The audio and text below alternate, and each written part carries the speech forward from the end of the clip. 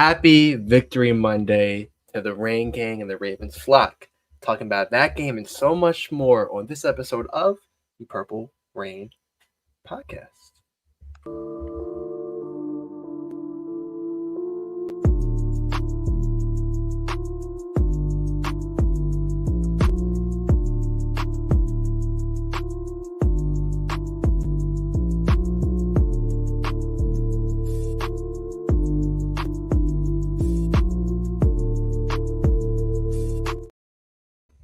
Flock around and find out. I'll tell you that right now. Welcome back to episode 267 of the Purple Rain Podcast. The Ben Bredesen episode, Lawrence Guy, Cedric Obue, and Quinn Najar episode of the Purple Rain Podcast. Only 4 players to wear 67 in the Ravens history. A little bit of a fun fact. Thank you all for coming through to this episode of the Purple Rain Podcast, the Victory Monday episode edition of the Purple Rain Podcast. First and foremost, right there, you can follow us on Instagram at the Purple Rain Podcast. This guy over here, Instagram, X, Sutton Def. Follow me on Instagram at simplyas10.prod or on X at simplyas10. Most importantly, our sponsor, Manscaped. I actually just got the shower. We're using the scalp massager, and you can tell it did wonders. I'm ready to go for the show tonight. We're gonna get that and just so much more on Manscaped. You go on there, stack the card up, code PRP, 20% off. Tomorrow's October. After October is November. So you know what that means. Holiday shopping. Get it done quick. Indeed. Get it done early. Saves you a lot of time and a lot of stress. But I have to ask you first and foremost, Sutton, how was your weekend? Let me know. Man, I mean, after what happened last night, it doesn't even matter what happened in the rest of my weekend, to be honest. I couldn't even tell you what I did for the rest of the weekend. All I can remember is last night watching that game from 8 p.m. to 11 p.m. and just kind of just awe, to be honest with you. Because, full disclosure, I did have us losing that game. You can go back and watch it on the last episode of the show. I had us losing by, I think, like 3 or something like that. But the fact that we came out there and we fought, man, I mean, and the main reason why I thought we would lose is because I thought that the offensive line wasn't really going to be up to snuff and the Bills pass rush was going to be all in our backfield. And it was going to be chaos, right? That's what I was thinking. Lamar was going to make some mistakes. It was going to be chaos. But it was quite the contrary. And, I'm happy that we're here. I can talk to you about it, Alex. I haven't really talked about, this to anybody yet. So I can't wait to get this off my chest with you and the Rain Gang here. Let's go ahead and see who's here in the live chat. We've got Mod K-Dog in the house, of course, showing up per usual. Says we got to give Simply his flowers, man. He called a 34-20 Ravens victory, and it wasn't even that close. Yeah, I mean, you're only 1 point off from our point total. So that was me. Shout out to you. Thank you. Yeah, I figured it's just those Sunday night games. And earlier in the week, I was a little bit leery of the Bills. But I kind of, take a step back and look at who they really played. And, we're coming off of a win where we weren't good in that win against the Cowboys. The first half was cool. The second half was pitiful. And what this team has shown me already is they hear social media, they hear these talk shows, and they take it personally. Daniel Falele, one of them, he's been playing excellent since he's kind of gotten roasted on social media, and so they had to hear it online, and then they really responded. But there's so much to talk about. But yeah, I'm happy I was kind of right. I wasn't expecting giving up 10 points. I'll tell you that right now. 20 to be safe, but man, shut down the week 3 MVP. Yeah, Josh Allen. Yeah. Oh man, what a weekend of football. So we got a super chat donation. This one's coming from DWAS, always giving us the update on the referees. He says, "Is Alan Eck the referee of the year?" I mean, so what did you think about that game? Just really quick before we dive into name of the game here in a few minutes. Like, what did you think about the ref job? I know some people thought we had some missed calls that went our way, but what did you see? There was misholding on both sides. I thought Owe was getting held, Matabike a couple of times, but you can call holding on every play, win, lose, or draw. Yeah. But they were letting them play for the most part, I thought. And I mean, from a Ravens standpoint, I'm saying, kind of they got away with the flop, but we won. So, but I thought it was a clean, officiated game. And yeah, I mean, there was no controversial plays, thankfully. And the scoreline dictates that. Real quick, what did you think about that Travis Jones hit on Josh Allen after he got rid of the ball or after he fumbled the ball? I mean, it's live ball. It's kind of the rules. Once the ball is out, kind of like when it's the pass is deflected line of scrimmage, you can tackle a receiver. Yeah. the game. That's the game. And he got absolutely leveled by Travis Jones. And for Travis Jones to be like known as the strongest guy on this Ravens team, I know that had to hurt bad. And Josh Allen's he's not no small dude. You know what I mean? Like 6'4", 240 pounds. Like he's a big boy. And for him to just get like clobbered like that, and you could see when he got up and he went back to the sideline, he was shook up. You could see it in his face. Oh, Like they had it shoulder on the pad. broadcast. Yeah, shoulder pad was halfway out. I'm sure he probably didn't even know. But just like his facial expression, you could just read it on his face. Like he was flustered. He was flustered, man. And it was refreshing to see that our defense stepped up when we really needed them to. But before we get into too much of the game, right? Let's go ahead and get into our first segment of the day. Thank you so much for your super chat donation, DWAS. We really do appreciate that. Let's get into our segment. Name of the game, right? Name of the game, which is a segment that we've been doing so far this season. Basically, where we will both give you, Alex and myself, we will both give you a title that is best fitted for the most recent Ravens football game. So this one's for the Bills at Ravens. I guess I can go first on this one, then I'll let you go after. So let's see. Let's go ahead and pull mine up here. So for mine, it's going to be Block Party, right? Block Party. And this one, it's just a shout out, basically. I want to go through the lineup here before the game, right? Jeff Zrebiec tweeted who was going to be the starting lineup on the offensive line, because that was a big question, right? We knew Voorhees wasn't going to be able to go. We didn't know what they were going to do on the right side of the line either. But here was the lineup, right? And I'm sure you guys know it, but Ronnie Stanley, who, by the way, is playing like a top 3 left tackle in the league right now. Ronnie Stanley, left tackle. Patrick McCarry got shifted over to left guard. Linderbaum at center, of course, that's a mainstay. Falele moved from tackle to guard. Loved that, right? I mean, just put him back where he belongs. I mean, like, no. Oh, no. I'm sorry. I got that mixed up. Sorry, Rain Gang. Falele was back at right guard, but Roger Rosengarten was at right tackle. Put him where he belongs. Keep him there. I need Roger Rosengarten starting at right tackle. That offensive line unit, they did their job, man. I did not have to worry.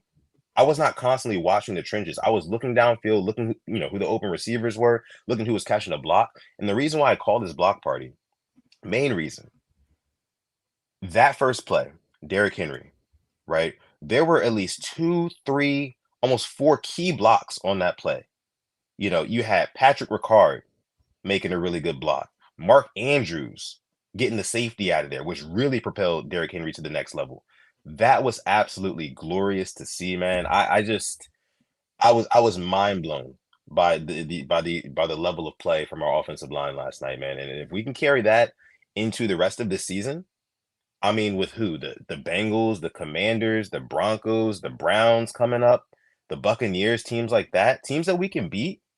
You know what I mean? Like I think that we can definitely turn this ship around, and we can turn that 0-2 to possibly maybe like a 6 or 7-2. Don't mean to look too far down the line, but if this team is clicking, especially starting with that offensive line, because we know the defense is going to do what the defense does. We'll talk about that later, right? Zach Core deserves all his flowers too. But that offensive line, man, the blocks that they were getting last night and just getting Derrick Henry open to rush for a $199, almost 200 yards rushing and 2 touchdowns, Alex. Like that is the impression that we want to leave, that we want to make on a Derrick Henry, right? What did Derrick Henry say after the game? This is why I came here. This is why I came here. And he went on to say things about, the culture, our backs are up against the wall, we fight, we grind. That's all cliche stuff. But really, he likes running behind Big Pat Ricard, who's going to take out 2 defenders in 1 block. You know what I mean? And get you a 30-yard run. That's what he likes. So the name of the game for me was Block Party, man. I really love the production from the offensive line. And again, if we can carry that throughout the rest of this regular season and the playoffs, this team is going to be dangerous AF. But Alex, I want to go ahead and shift gears to your name of the game. Take it away. I want to give yours some love, because I want to throw Pat Ricard in there as well, because he was getting his blocks in as well. He was leading the line, and that's kind of what I didn't think we saw that as much first couple of weeks, but his snap percentage went up, and yeah, he balled out. So yeah, I'm ready for my name of the game. Yeah. Let's see.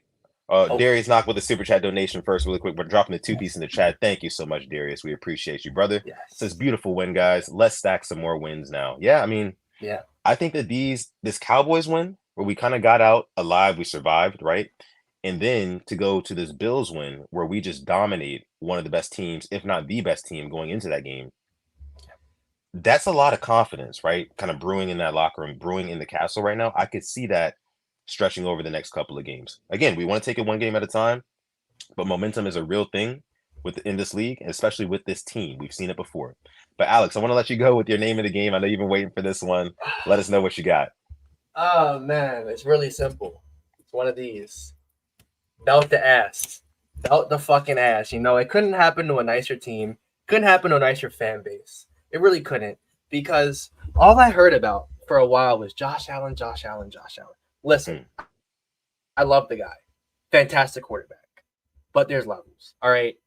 And I heard that, he didn't matter who it was, his receiver. He was playing at MVP level for 3 weeks. And now I'm seeing it's because he doesn't have a number one receiver. Whoa now. Whoa now. I'm seeing Chase Daniel saying, he grew that game. Grew. I mean, he didn't throw a pick. That's cool. But this defense was on their ass. One bad play. One bad play was that, Eddie Jackson getting lost in coverage, and Josh Allen made a superstar play. That's his X factor. He made something out of nothing. What we see Lamar do a lot. But outside of that, I think his passes went on average 4.5 yards downfield. They just had those guys locked up. They had the running game locked up, and they made Josh Allen's life a living hell. And that's just Yeah. defensively. I want to give a shout out to Owe because the grown man strength on that one. Oh my! Josh Allen is not small. Like, they kind of compare him body wise to Ben Roethlisberger, and think about how hard it was to get that guy down. Think about the guys that had trouble getting him down. He was escaping sacks from guys like Suggs sometimes.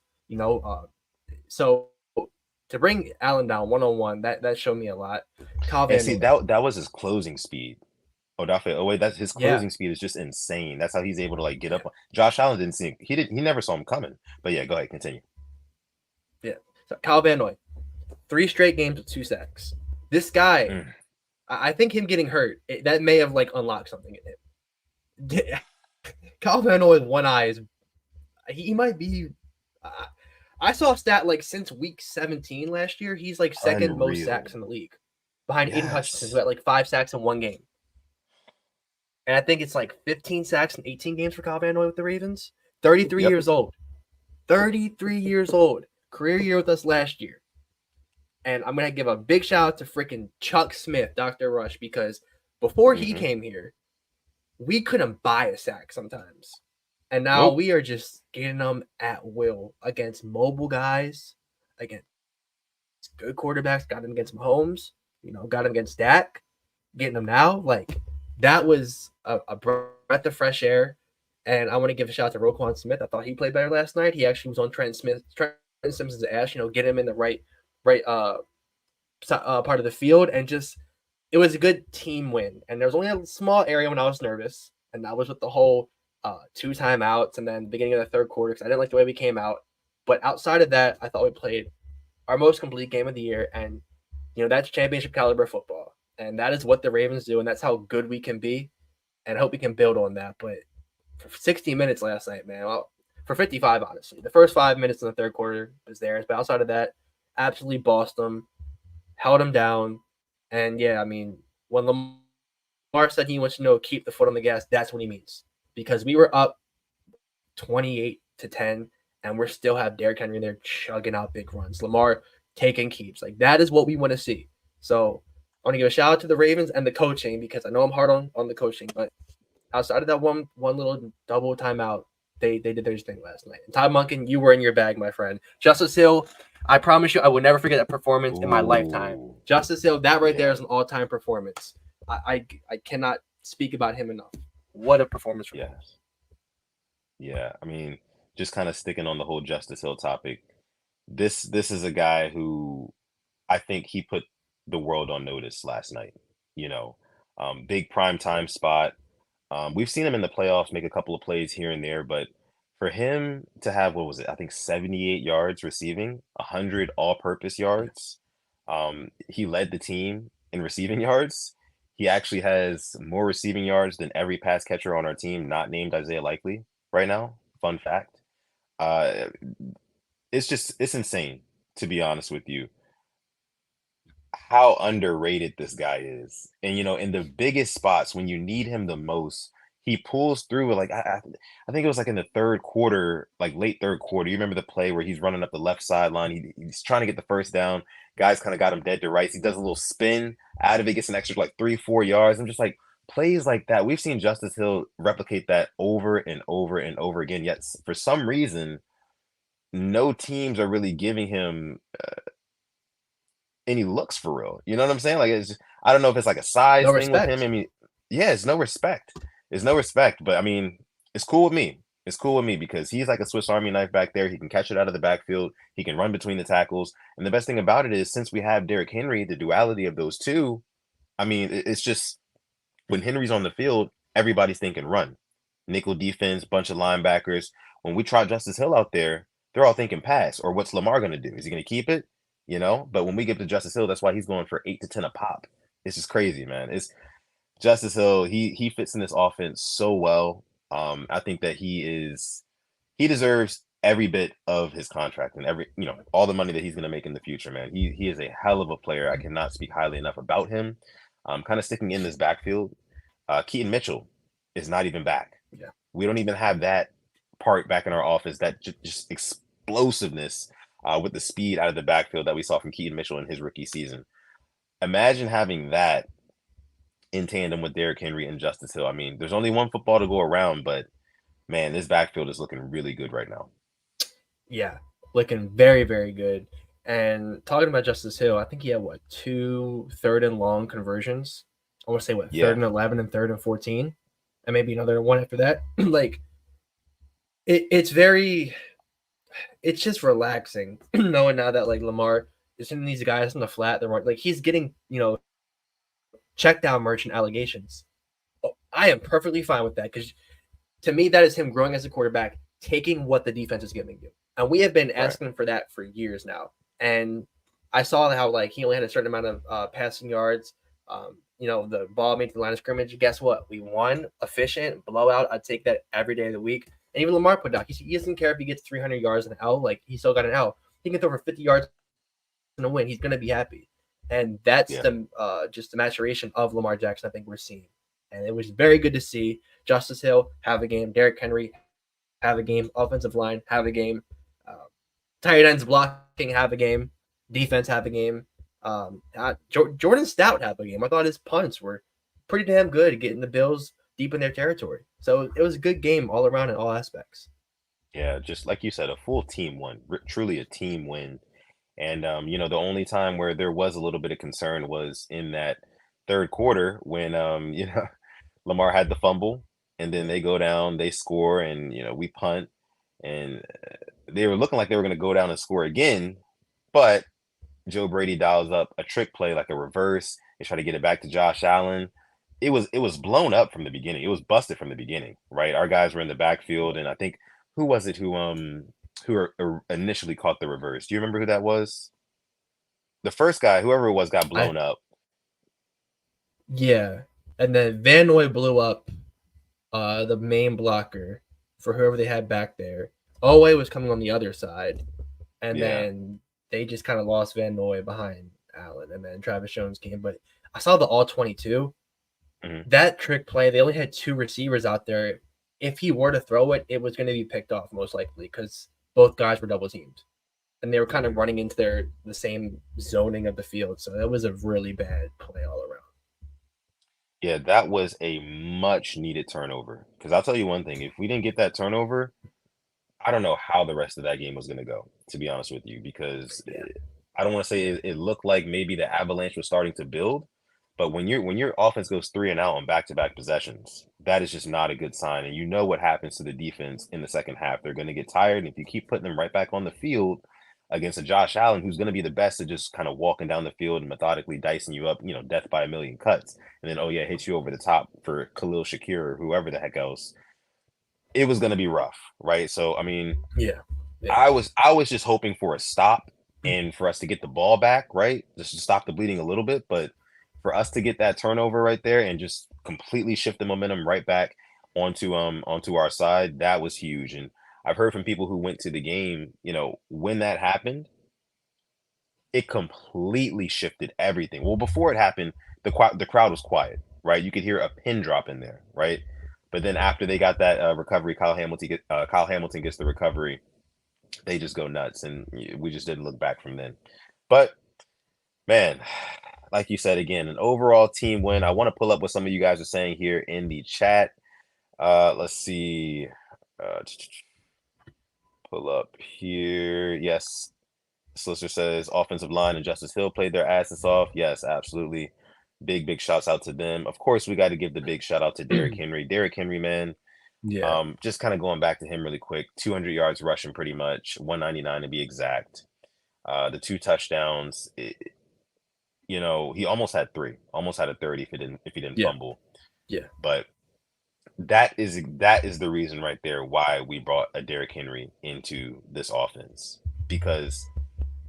And I saw somebody tweet this earlier, and I kind of agreed. Let me know if you do. If that was like a Gus Edwards, I don't think he's housing that first one. No. I don't think Gus No. Edwards is housing that. No. Maybe not even a J.K. Dobbins. Healthy, maybe. Not now. Healthy, maybe. Like, not, right. no. But for Derrick Henry at 30, and people writing him up, oh, he's old, he's washed, he's over the hill, right? His best days are well behind him. And he's outrunning DBs, right? He's pulling away from DBs for an 87-yard touchdown run, the longest in Ravens franchise history. We just witnessed history last night, man. It was I was on my feet when that happened, man, because it was kind of like, and it's funny because every time that does happen, every time something big like that does happen from Derrick Henry, like a big run, I think it scares the hell out of defensive coordinators, right? And it kind of makes them allocate more focus, more time, more resources to that monster in the backfield that is Derrick Henry, you know? Um, and more importantly, and this is just kind of me theorizing right here, kind of a little bit, so bear with me. Everybody who's watching on primetime football, everybody, like the whole world is watching, right? So not just the defensive coordinator on the other side of the field, but all the other coaches in the league. They're like, oh, that's a problem. Derrick Henry's a problem. And the more you think that's a problem, the less you're going to focus on Lamar Jackson. Lamar Jackson, he had himself a rushing touchdown. I think he had one against Dallas too. So it'd be back-to-back games, no? It Or is. did he have one against? It is. Okay, yeah. Yes. Yeah. So I mean, it's making Lamar look more dangerous the more comfortable Henry is getting. If you haven't noticed that, like it's getting a lot easier. And then in the red zone, I wanted to ask you about this, Alex. What do you think about just kind of like the lack of usage of our tight ends, right? Because Mark Andrews, back-to-back games, no catches. What are you thinking there? I've thought about this, and like there's like this weird small spot in my mind that like maybe it's like on purpose and like we're saving it, but at the same time, like why would you do that professionally and just leave out, arguably, likely who week 1 looked to be our most dangerous weapon outside of Lamar, and that was including Henry, because Henry didn't have the best games week 1. And then Andrews, who to me I'm not giving up on. Like, this guy carried us for years upon years as our receiving threat, along with like Hollywood Brown. So it just is like, it's confusing, but at the same time, that's kind of maybe the game plan was yesterday, because they said they saw what the Bills were giving us the first play, and they knew how we could beat it, and that play obviously beat it. And then they're helping out blocking, and look, like Zay had 1 catch, Bate had 1 catch, like it just wasn't a passing game. So I mean, I'll take these wins, and these guys aren't getting the stats. Like, fantasy-wise, I could care less. Betting, I could care less. Like, as long as we're winning. But their time is going to come, I think. And I don't want to sit here and, like, be that purple Kool-Aid fan. But, like, I think this upcoming week, Andrews tends to, eat against the Bengals for the most part. So it wouldn't surprise me if he's kind of brought in, because I don't really see anybody stopping one of the tight ends. Like, either one, likely, or Andrews, I think, could have a big game. But if we keep running it like this, our passing opportunities are going to be, few and far between. So Lamar might only have to throw 15 times. But I am a little, I'm scratching my head, because I'm like, Andrews is making a hefty amount of money, and you saw so much from Isaiah Likely the first couple of weeks, and it's just out the window. Yeah. And see, like another reason I kind of take issue with it, Alex, is because we've seen like that identity of, just pound the rock, not really throwing because we don't have to. We're going to make you stop this run game.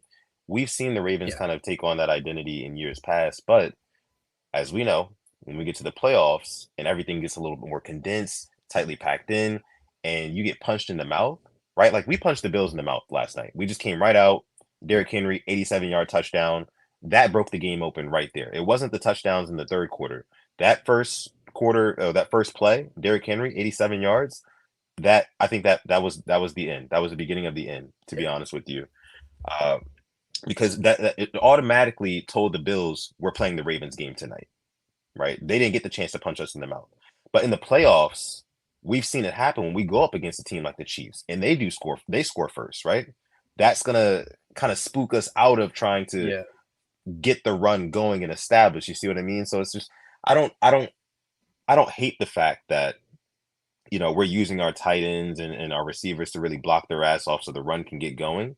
But I do think, again, and I'm going to use this word again, harmony. I think it needs to be a little bit more of a mixture because, as we know, when we yes, get to the playoffs, we're going to have to throw that ball. We're going to have to put that ball in the air. It's a fact, right? These teams will go out, they will go all yeah, out to sell out on the run. And I mean, we saw it week one against the Kansas City Chiefs, right?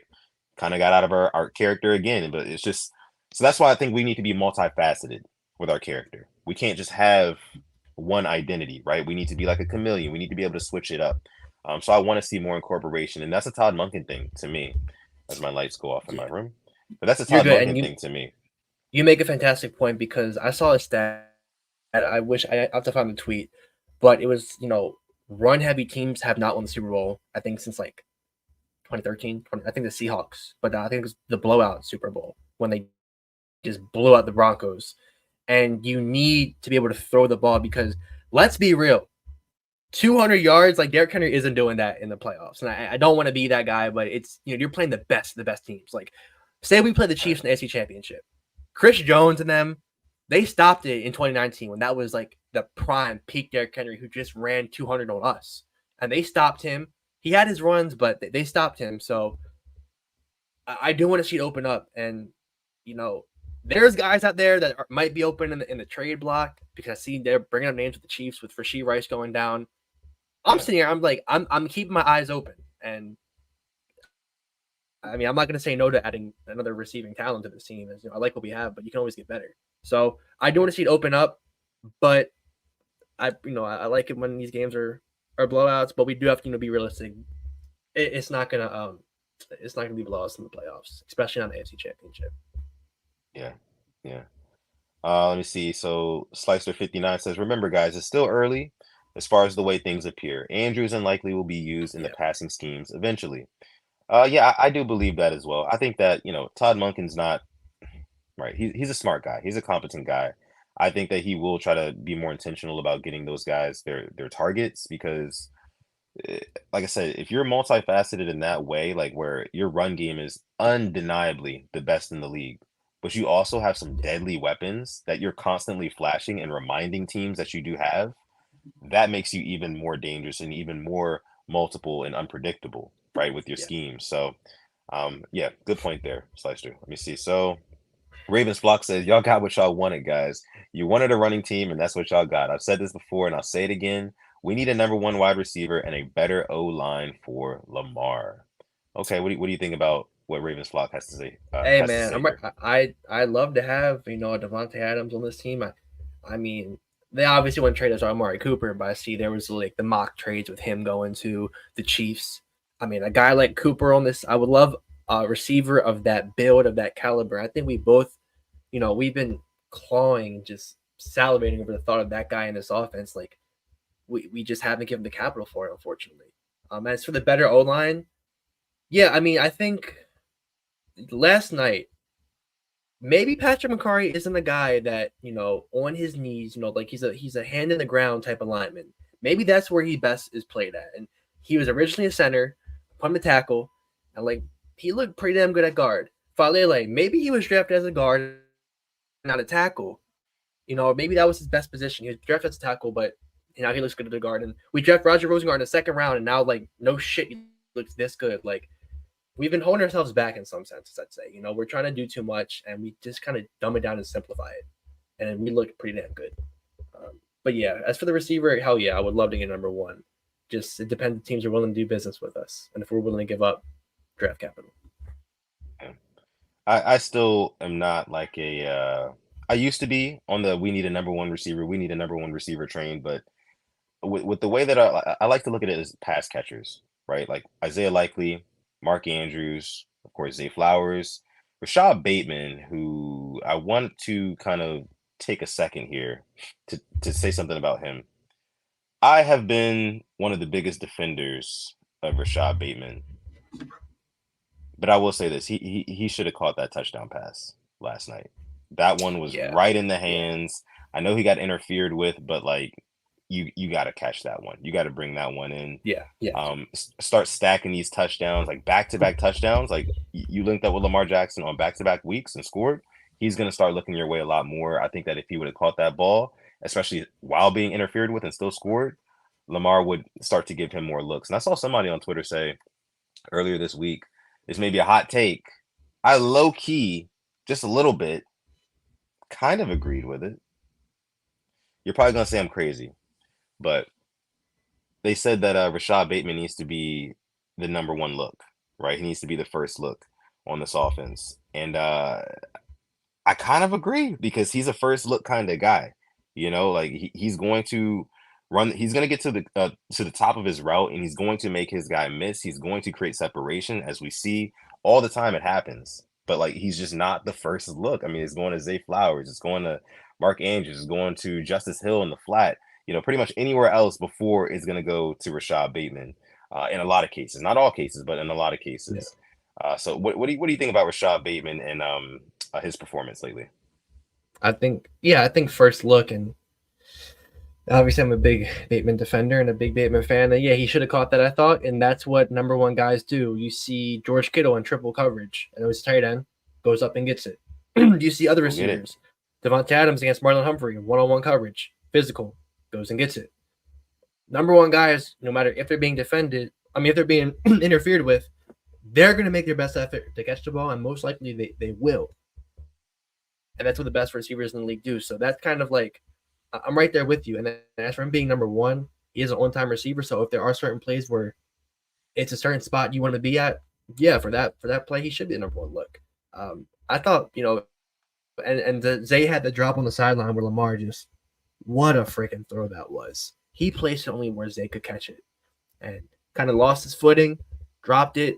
It's just thankfully that like those didn't matter, but in the playoff games, those things matter.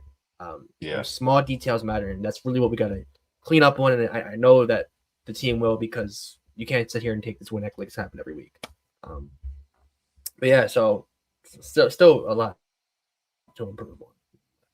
Facts, yeah, for sure. Let's talk DBs.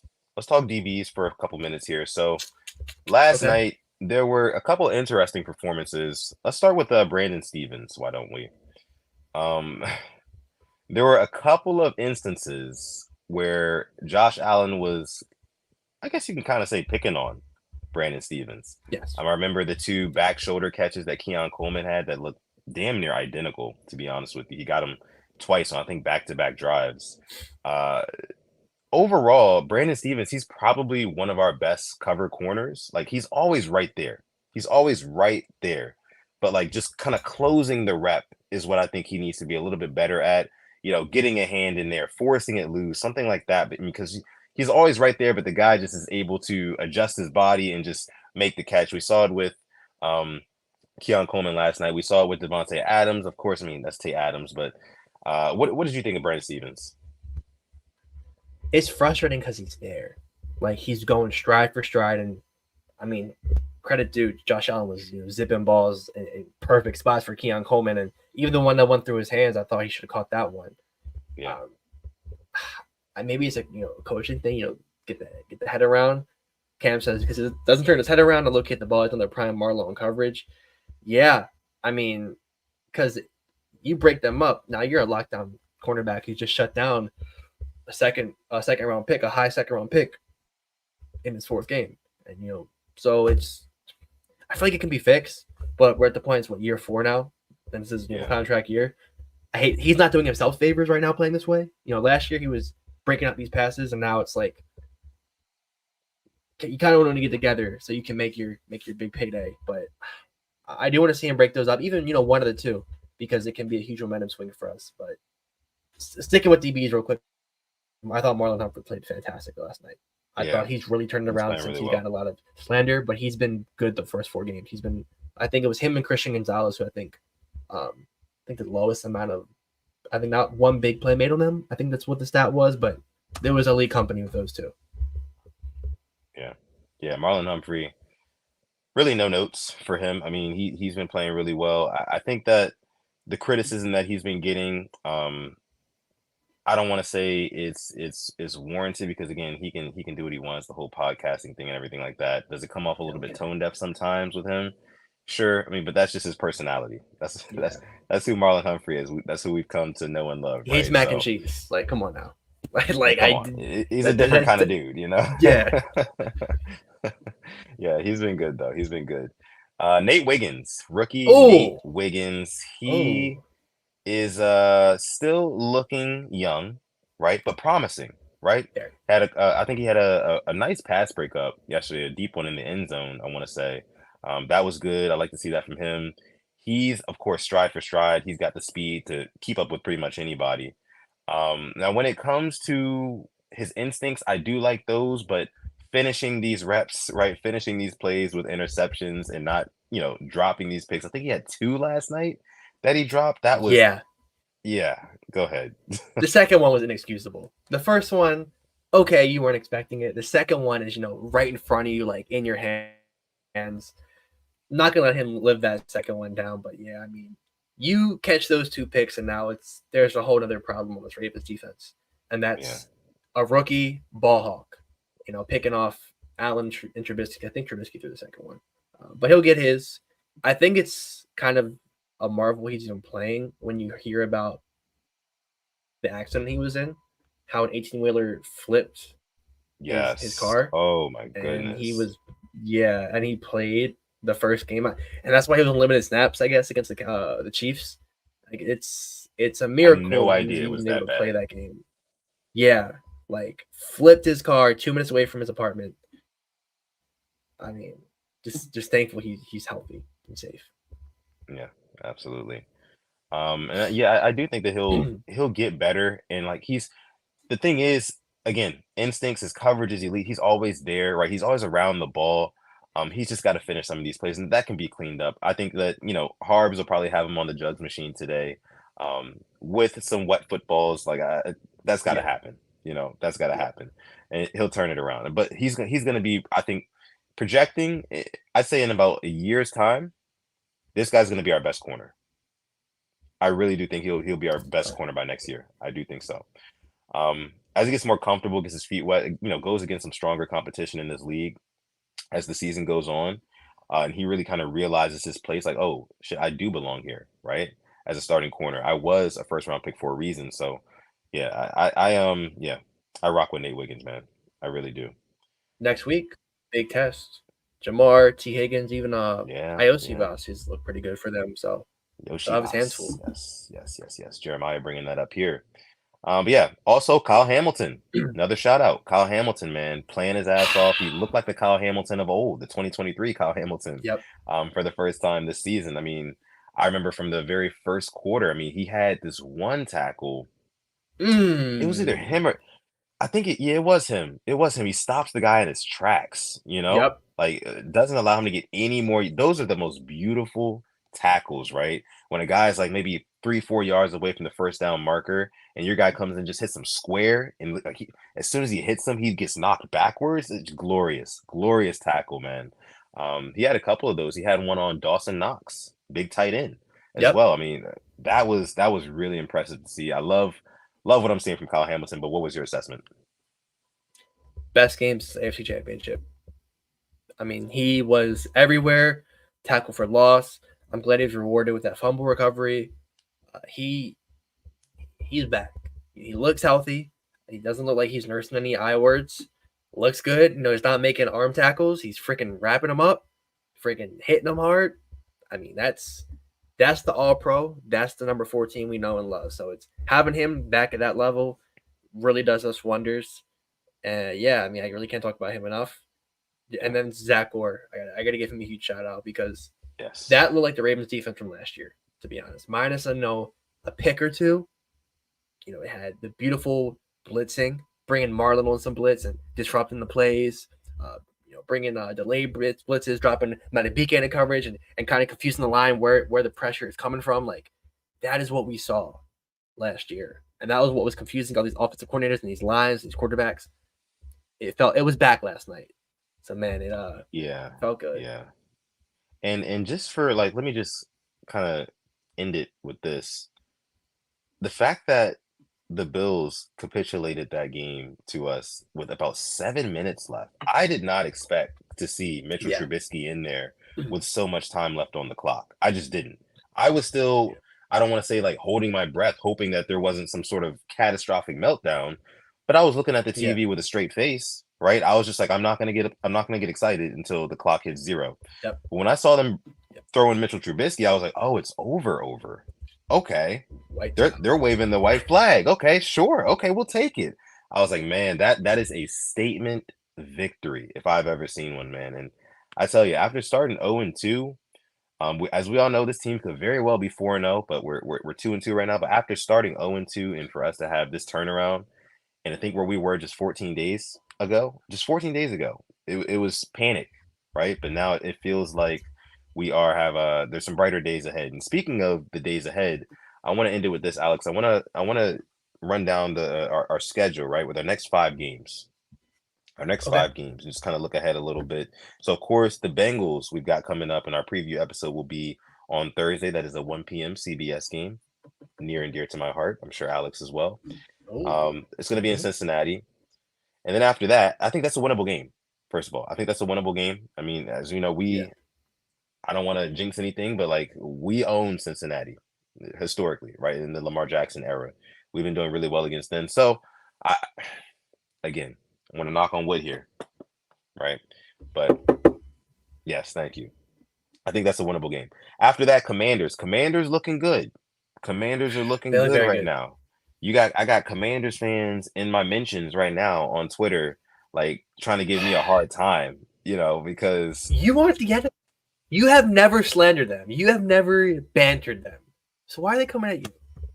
Well, I have once. I have once. Okay, so I did happen to say, just to like ruffle some feathers, right? Because I know I have some Commanders fans on my timeline. I like the Commanders. It's like my second team, so I kind of see them as like little bro in a way. So I kind of little broed them on the timeline one time. I said that Jaden Daniels was a great value, Lamar.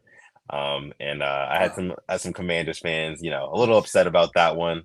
Had to defend myself, but we'll see about him in week 6. I think that's a winnable game, though. It's in Baltimore. I know it's the Battle of the Beltway, so there can be Commanders fans there too. But I think I have us winning that game, to be honest with you. And I think the main reason is, you ever seen The Dark Knight? The Dark Knight Rises I have not, unfortunately. You haven't seen that one? Well, there's a scene in that movie where Bane, who's the villain in that movie against Batman, he has him in like this cave or whatever, and he's telling him like, you think you're the darkness is your ally. He was like, the darkness I was born in, I was molded by it. I know you've had to hear this before somewhere. I've heard that saying before. Yeah, that's what I'm thinking with this game here, right? Like they're gonna waltz into Baltimore with their mobile quarterback and Jaden Daniels, rookie, right? And thinking that we don't know how to deal with that, brother. We have been going up against Lamar Jackson in practice for the last 6 seasons, right? And I know we've had different defensive coordinators, different, coaches, things like that. But bro, I think that we can shut down a rookie mobile quarterback. Again, don't want to look too far ahead, but I think that's another winnable game. Then after that, it's the Bucks. That's going to be a tough one. NFC opponent, but I think that could be a tough one. Yeah. Yeah. They played awful against the Broncos, and they looked good against the Eagles. Yes, they did. They remind me of the Ravens. You don't know what Buccaneers you're gonna get. You really don't. Right.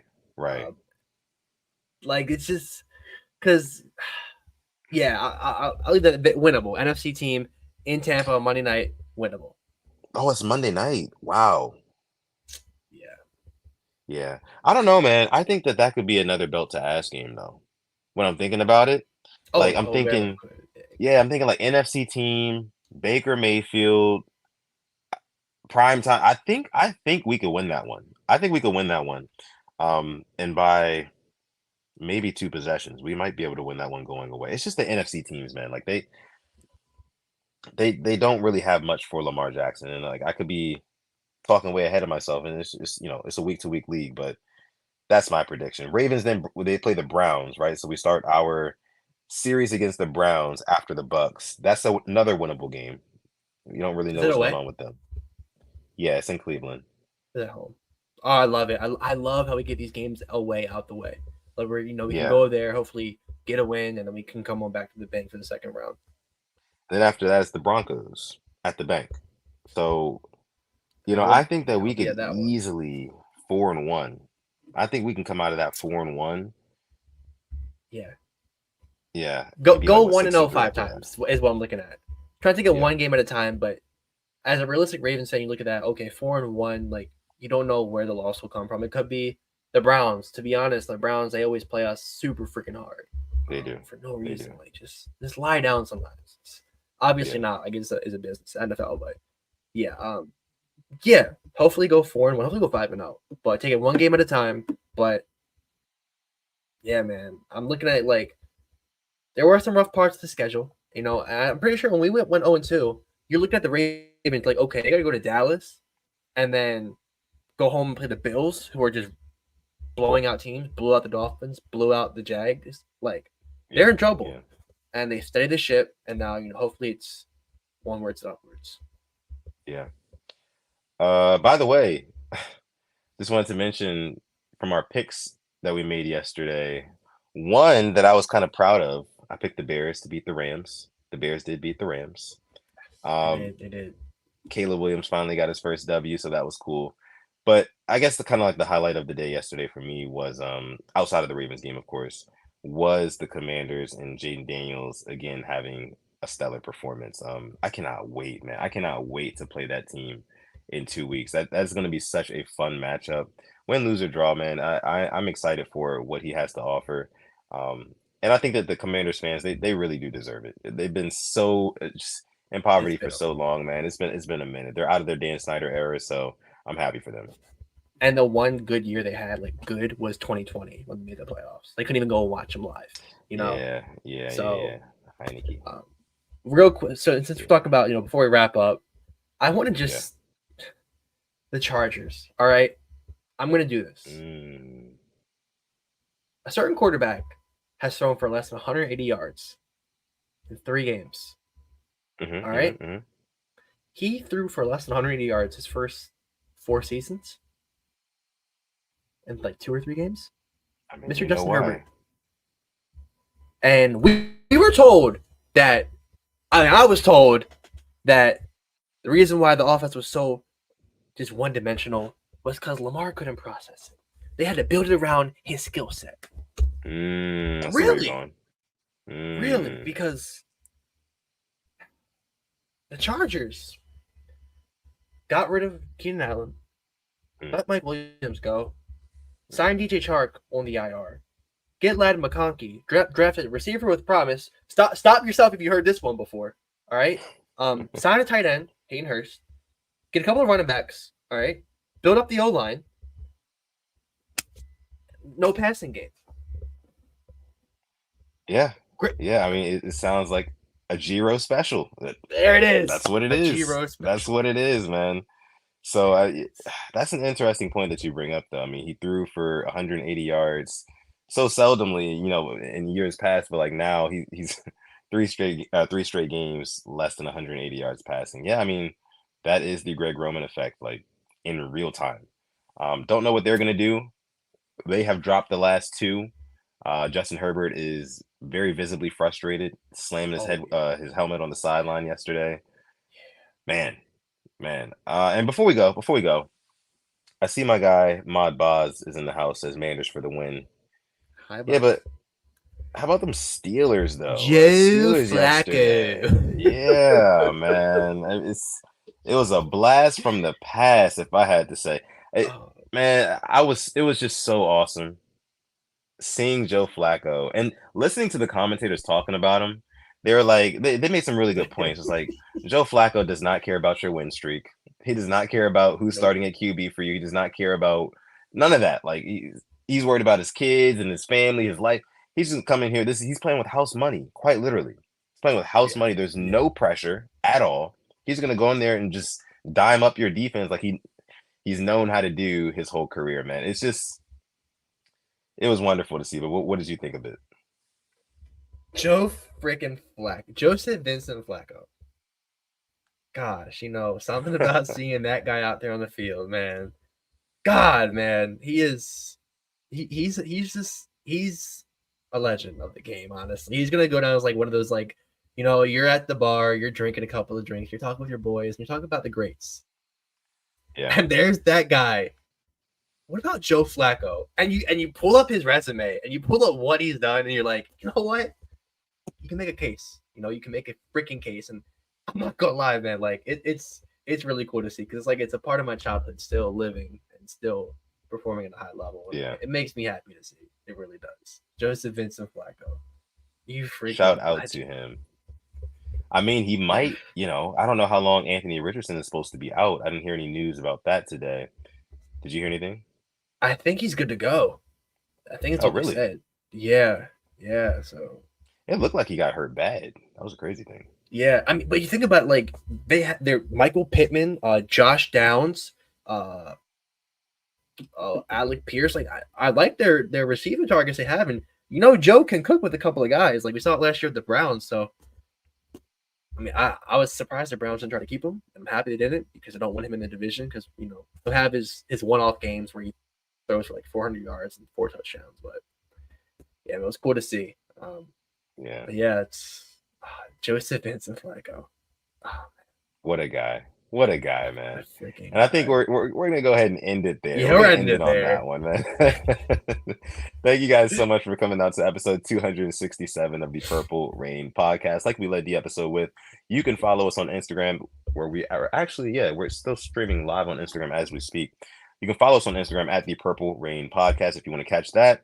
You can follow me on Instagram or Twitter at Sutton Depp. You can find this guy on Twitter at simplyas10 or on Instagram at simplyas10.prod.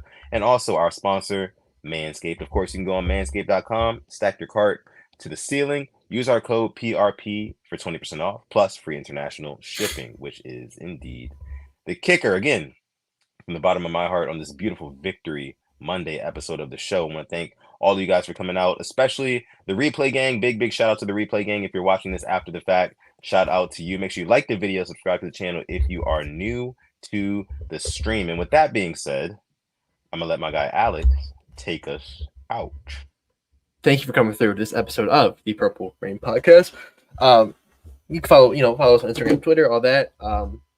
Tyler Huntley, I forgot, is starting for the Dolphins right now. So yeah, hope you guys have a great week.